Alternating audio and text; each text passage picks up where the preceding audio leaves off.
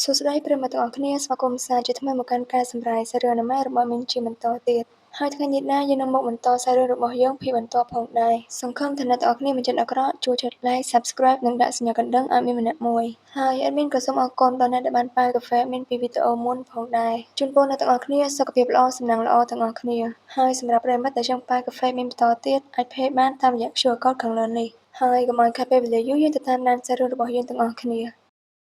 ាលុះដល់ព្រឹកបន្ទាប់នៅឯសាលារៀនយើងក៏បានឃើញរេណកូដែលសញ្ជឹមគិតរវាងនាងនិងម៉ៃកាលពីម្សិលមិញផងដែរឥឡូវតែគិតសុកភ្លាមហ្នឹងសិតសកិនាងក៏បានដើរចូលមកនឹងហៅរេណកូឲ្យនាងឡើងមកដំបូលសាលារៀនបន្តិចដើម្បីនិយាយគ្នាហើយបន្ទាប់ពីពួកគេឡើងហើយនោះរេណកូក៏បានសួរតើនាងចង់និយាយរឿងអ្វីឬក៏ជារឿងរបស់ម៉ៃមែនគ្រាន់តែនិយាយឈ្មោះម៉ៃភ្លាមសិតសកិគឺនាងមើលមុខតែម្ដងដែលរេណកូឃើញហើយគឺនាងខ្លាចមែនទែននឹងធ្វើការសុំទោសទៅនាងចំណែកសាសុគីក៏និយាយថានាងមិនចាំបាច់សុំទោសនោះទេគឺនាងនិយាយត្រូវហើយរួចពួកគេក៏បាននិយាយគ្នាទៅដោយយើងមិនដឹងថានិយាយអ្វីខ្លះនោះទេបន្ទាប់ពីនិយាយគ្នាអស់មួយសន្ទុះរ៉េណកូក៏និយាយថាដូច្នេះសាសុគីឯងគឺចង់ត្រូវគ្នាជាមួយនឹងម៉ៃវិញក៏ប៉ុន្តែនាងក៏ត្រូវការជំនួយពីខ្ញុំព្រោះតែនាងខ្វះអៀនមែនទេតែសាសុគីវិញគឺមិនខ្ចីឆ្លាតនោះទេនឹងសួរទៅនាងថា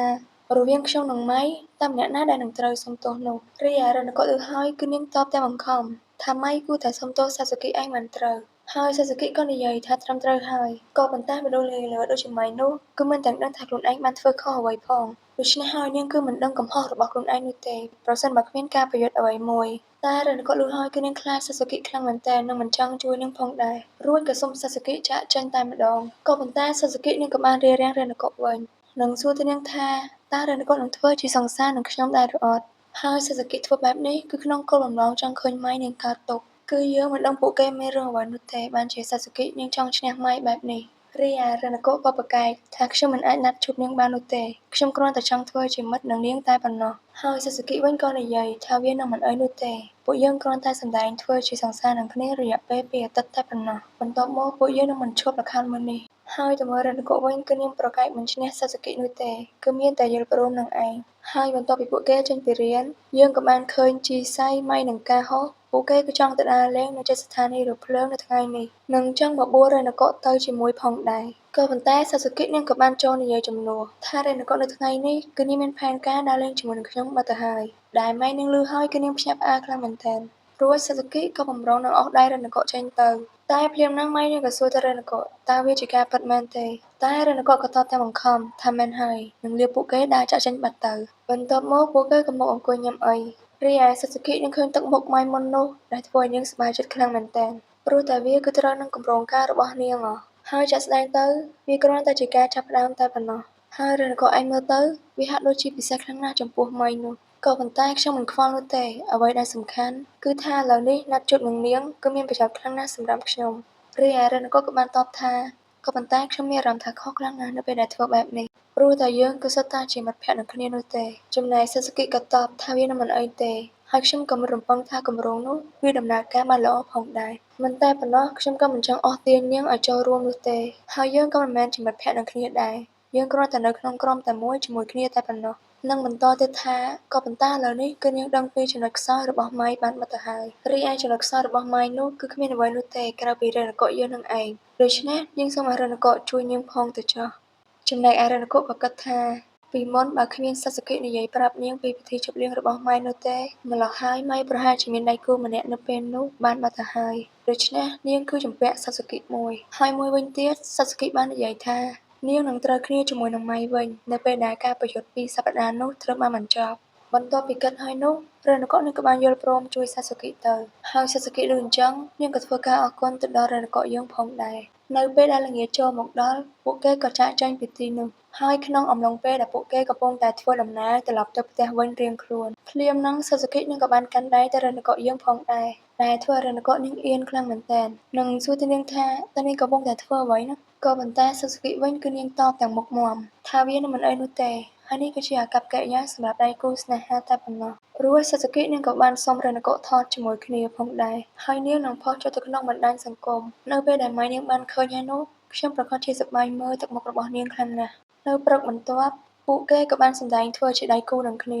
ាហើយពួកគេទាំងពីរក៏ដើរមកសាលារៀនជាមួយនឹងគ្នានិងចេញទៅរៀនជាមួយនឹងគ្នាផងដែររីឯម៉ៃនិងអ្នកឯទៀតក៏បានឃើញពួកគេពីចម្ងាយដូចគ្ន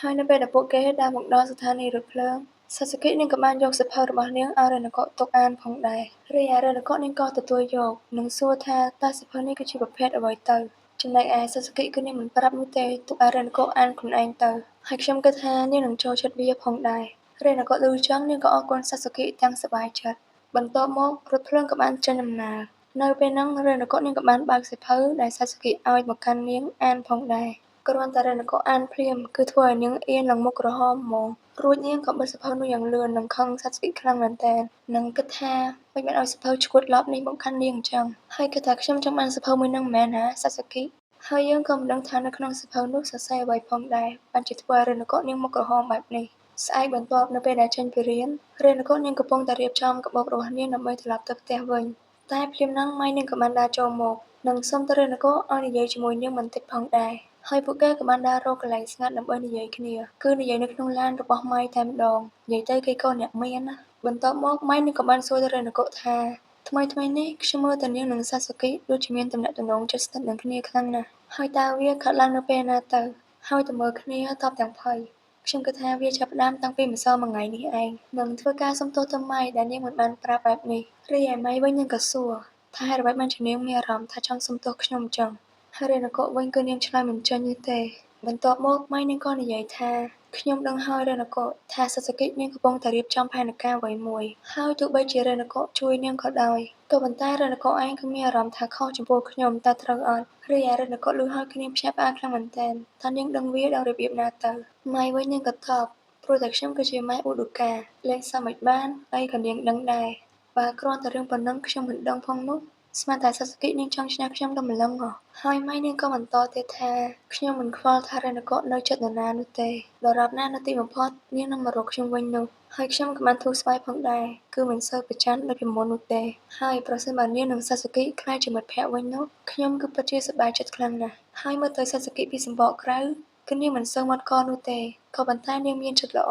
រីឯ Renako នាងក៏សួរម៉ែតើនាងស្គាល់គ្នានឹង Sasuke អស់រយៈពេលយូរហើយមែន ហើយម៉ែនាងក៏បានប្រាប់ថាត្រូវហើយ ខ្ញុំនិងនាងគឺបានជួបគ្នាតាំងពីអាយុ5ឆ្នាំនៃបឋមសិក្សាមកម្ល៉េះ ហើយខ្ញុំពិតជាសប្បាយចិត្តនៅពេលដែលខ្ញុំបានជួបនាងរហូតដល់វិទ្យាល័យបែបនេះ ហើយ Sasuke គឺជាមិត្តភក្តិម្នាក់ក្នុងចំណោម2 ម្នាក់ទៀតដែលស្គាល់ខ្ញុំច្បាស់នៅពេលនោះ រីឯ Renako ក៏និយាយថាម៉ែពិតជាយកចិត្តទុកដាក់ចំពោះ Sasuke ខ្លាំងណាស់ ហើយប្រសិនបើ Sasuke មានសារៈសំខាន់ណាស់សម្រាប់ម៉ែ ដូច្នេះហើយវានឹងមិនពិបាកនោះទេក្នុងការត្រូវគ្នាវិញនោះ ម៉ែនាងក៏តបថាវានឹងមិនងាយស្រួលនោះទេ ព្រោះតែ Sasuke គឺនាងរឹងរូសខ្លាំងណាស់ និងបន្តទៀតថាវាមិនអីទេ ខ្ញុំនឹងអនុញ្ញាតឲ្យ Renako ធ្វើអ្វីដែលនាងចង់ធ្វើ ចំណែកឯ Renako ក៏សួរថាប្រកាសអត់ថាវានឹងមិនអីនោះ ម៉ែតបថាចុះ Renako ឯងក្រែងចង់ជួយ Sasuke មែនទេ ដូច្នេះហើយខ្ញុំនឹងគោរពវា ហើយឲ្យ Renako ជួយមើលថែ Sasuke ផង រីឯ Renako គឺនាងមិនចង់ជឿនោះទេថាម៉ែមិនប្រកាន់រឿងនោះ រួចដល់ស្អែកបន្ទាប់នៅពេលដែលចេញពីរៀន Sasuke នាងក៏បបួល Renako ឲ្យទៅផ្ទះជាមួយគ្នាតាមធម្មតា ហើយពួកគេក៏បានដើរចេញពីថ្នាក់រៀន តែភ្លាមហ្នឹង Renako នាងក៏បានប្រទះឃើញម៉ែនៅទីនោះផងដែរ និងលាម៉ែជួបគ្នានៅថ្ងៃស្អែកនេះ តែស្របពេលហ្នឹង Sasuke នាងក៏បានបង្អោបដៃរបស់ Renako និងនិយាយឌឺម៉ែទៀតថាតោះអូនសម្លាញ់យើងប្រញាប់ទៅផ្ទះជាមួយគ្នា រីឯម៉ែឮហើយគឺនាងក្តៅស្លុតត្រចៀកពិបាកទ្រាំបន្តិចផងដែរ ហើយយើងទៅមើល Renako វិញគឺនាងមានអារម្មណ៍ថាពួកគេទាំងពីរប្រើនាងដូចជាកូនអុកអញ្ចឹង ហើយនាងវិញគឺកាន់តែយ៉ាប់យ៉ឺនលើសដើម ហើយសាច់រឿងរបស់យើងក៏បានមកដល់ភាពបញ្ចប់ដល់ត្រឹមនេះ ចង់ដឹងថាសាច់រឿងនឹងទៅជាយ៉ាងណាទៀតនោះ រងចាំទស្សនាភាពបន្តទាំងអស់គ្នា ហើយថ្ងៃនេះផងដែរ admin មានតែប៉ុណ្្នឹងនោះទេ សង្ឃឹមថាអ្នកទាំងអស់គ្នាមានចិត្តអាក្រក់ជួយចុច like Subscribe និងដាក់សញ្ញាកណ្ដឹងឲ្យមានម្នាក់មួយ ជាចុងក្រោយជូនពរសុខសប្បាយសំណាងល្អទាំងអស់គ្នា